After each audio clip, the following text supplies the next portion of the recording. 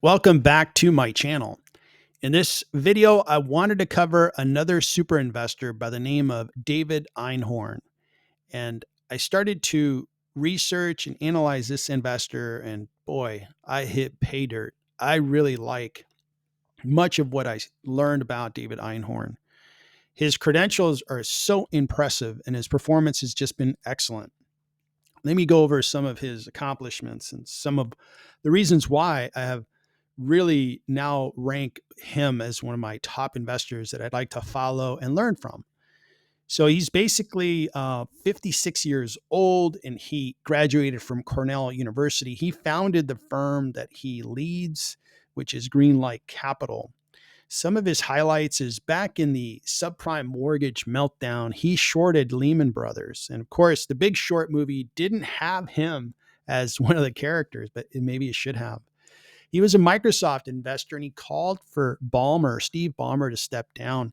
That was quite insightful because Ballmer, during his tenure, Microsoft never went anywhere. I was a stockholder. I should know I had a front row seat. And ever since Ballmer has stepped down, Microsoft has flourished.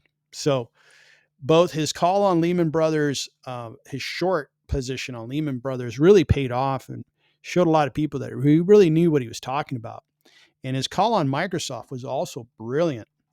He also sued Apple in 2013 and required them to start paying a dividend. I think that really opened up a lot of value in Apple. So overall, he's made some genius moves. And overall, I really agree with his investing philosophy. In a summary of his investing philosophy, he's a value investor and he's not afraid to short stocks, which is pretty interesting. And he also gets involved in certain businesses. I'm going to talk about one of those a little later. But overall, I really appreciated his approach. And he has several videos out there that are quite uh, recent that tell me more about what he thinks the market is doing, which I agree a whole lot.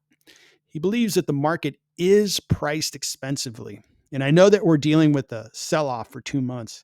He made those comments in January. So they were very accurate. He also believes that the market could stay expensive for a while. He's looking to find businesses that are discounted, that he believes are going to be payoffs over the long haul, that he's just getting excellent cash on cash returns. I found that to be fascinating, and I agree with. I'm also looking for businesses that are very discounted. So let me go through and review his portfolio, highlight a few companies that I like to dig into a little deeper. I'll go over his year-to-date performance and kind of stack rank him against other super investors that I've analyzed. Let's take a look. In the latest 13 F filings that were submitted for the end of year 2024, he has 33 total positions in his portfolio. The biggest position is with Green Brick Partners. He owns 27.5% of the portfolio is invested in that company. I'm going to take a look at that in a deeper dive. We'll also look at Core Natural Resources. And the first investment isn't doing too bad. It's only down 1%. So Green Brick is outperforming the S&P, but Core Natural is underperforming the S&P. It's down about 31%. I also wanted to look at CNH. He commented that on a interview I just saw, which it really makes me interested, especially since the stock is in the green. Really interesting business. So let's take a look at that one. Then I want to look at Peloton. He's the only super investor I know that's invested in Peloton. I thought that business was kind of broken, but maybe I'm wrong. The stock is down 35.86%. So looking at the sectors he invests in, he's got a lot in discretionary, consumer discretionary. I would say that in that particular sector, looks like he has more than 42% invested there. Energy is also an area that he's investing in. He's got 13.5% of his portfolio in that space. Healthcare is coming up quite a big with a good number of companies, and he's got about 11.6% of his portfolio there. Materials and then technology. Now, one thing I'll note is he doesn't have a lot of companies that are Mag 7 like companies, these big names. He doesn't have any, which is interesting that he's invested in these small caps. Good for him. Really goes to show he's putting himself out there. Now, looking at the stocks that are doing the best and doing the worst, let's start with the worst. The worst performer is GoPro. Man, that is really going down. I don't know that it's going to come back up. Seadrill isn't doing very good. Weatherford, Viatris, these are small names. Teva's down. Peloton. So not everything's working for him. His biggest gainers are the gold miners. That makes sense. Gold is really doing well. So his two positions that are related to gold are really doing well. DHT is doing great. CNC is doing okay. And CNH is in the positive. So his portfolio is mixed. I think his losers are really holding him back. But overall, it's great to see an investor really go after some small caps, some unknown names. Now let's take a look at a couple of these and take a deeper look. The biggest holding in the portfolio is Green Brick Partners. And in essence, this fund owns about 20% of this business. And that's why David is the chairman of this company. And the market cap is 2.5 billion and the PE is 6.6, which is really low. Now, home builders haven't historically gained a lot of value. It's not like we see big cap stocks being in home builders. And the interest rates going down were really helping this business. But the recent increase in interest rates might be hurting Green Brick Partners. So this one may not do all that great in 2025. If we have the combination of high interest rates and a slowing economy, I have to think that it's going to be harder to sell homes. But it's interesting that this guy puts himself out there and he invests in businesses that aren't necessarily the most popular companies to invest in right now, like Apple, Microsoft. He has done that in the past, but right now he is putting a lot of capital into a very small cap. The second biggest position is Core Natural Resources, and these guys produce metallurgical coal. I've seen several super investors invest in coal, expecting that this was going to be a really good play. Year to date, CNR is down almost 31%, and over the 1 year, it's down 12.37. So it hasn't done all that great. Very low dividend as well. I'm not quite sold on coal because it isn't showing obvious opportunity for this particular space to expand and start making a lot of money. It is a big position for this fund, and it's interesting that it has not performed. CNH is a stock that he started to buy into, and he talked about why he started investing in CNH. I really like the story. This CNH produces equipment for farmers. So these are tractors, combines, and so forth. It's a small cap at 14 billion, and the PE this year is nice and low at 11.6. The company has had a downturn in 2024. Looking at the quarterly, it's had a very strong downturn. But when we look at this is a cyclical business. You have expansions, contractions. I think that this stock is priced fairly low. And once it starts expanding, it's going to really reward investors. Food is something we're going to need as a planet, right? There's no way around it. Now, I'm not overly impressed with the cash flow of this company. It's had 2 really good years, but the other years haven't been all that great. But cash flow was 782 million in the most recent year. Looking at that and saying, hey, if I multiply that times 10, I get close to 8 billion, times 15, 12 billion. The market cap of the company is well above that. So I'm not sure that I really like this stock.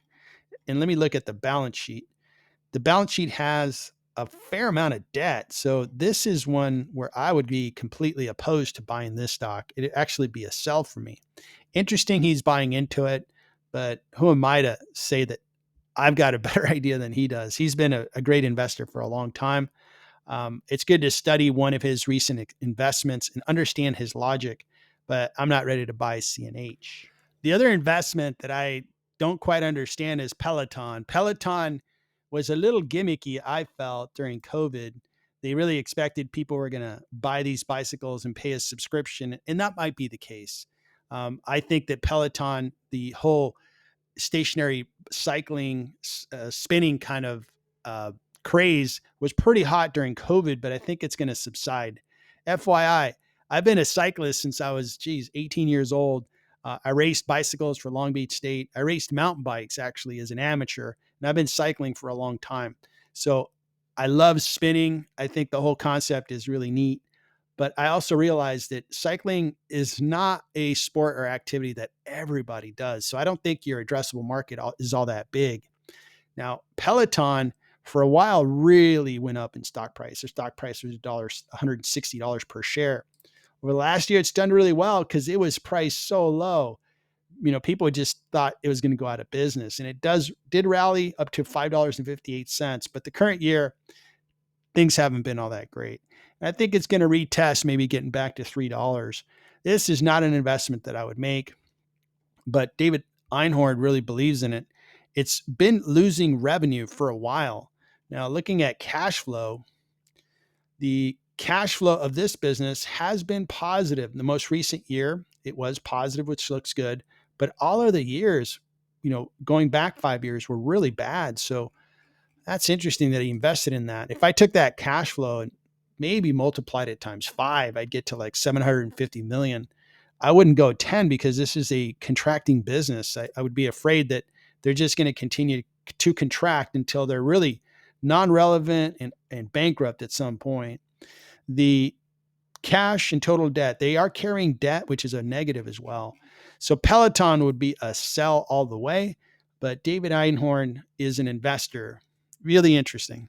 So I'd like to rank David Einhorn on two rankings. First is my personal ranking, and this is more about who would I like to listen to and take my information from to set my own personal strategy. And I was so impressed with Einhorn that I am putting him in the second spot behind Pat Dorsey. I'm just really impressed with his finger on the pulse of where the market's at. I like his rational investing theories, and I agree with them on the value investing front. I most definitely also listen to Warren Buffett, but frankly, many of my investments are different than Warren. My investments probably resemble Pat Dorsey and David Einhorn far more. When we look at just performance, just for 2025, looking at the year to date based on 13F filings, Einhorn is in eighth place out of 13 investors that I've looked at. The S&P is at minus 9%, and he is trailing the S&P by a little bit. So overall, I really took a lot away from studying David Einhorn. I've already have subscribed to his channel. I've already followed him on X, and I will be taking his information as an input going forward. I really hope you found the video interesting on David Einhorn. I would most definitely encourage you to keep an eye on this investor because I think he really knows what he's talking about. And as an input, I find a lot of value in what he's talking about. So that's my video on David Einhorn. I hope you found it interesting. I really appreciate you watching, and good luck with your investments.